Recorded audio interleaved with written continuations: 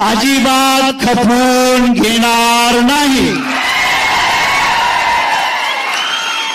आणि त्याच्या पुढे जाऊन सांगतो, चौकात किंवा एकट्याला गाठून शेतकरी कामगार पक्षाच्या कार्यकर्त्याला त्रास द्यायचा जर कोणी धाडस केलं तर मीही गणपतराव देशमुख स्वर्गीय आबासाहेबांचा नातू आहे।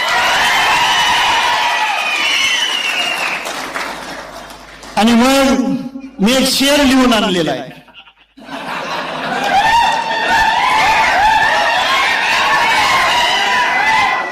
हमें पसंद है शांत रहना, हमें पसंद है शांत रहना, इसे हमारी कमजोरी मत समझना।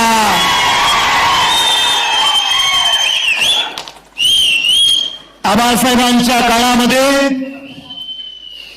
जुनी पिढी होती आणि या तालुक्यामध्ये आबासाहेबांनी सर्व जाती धर्माचा सलोखा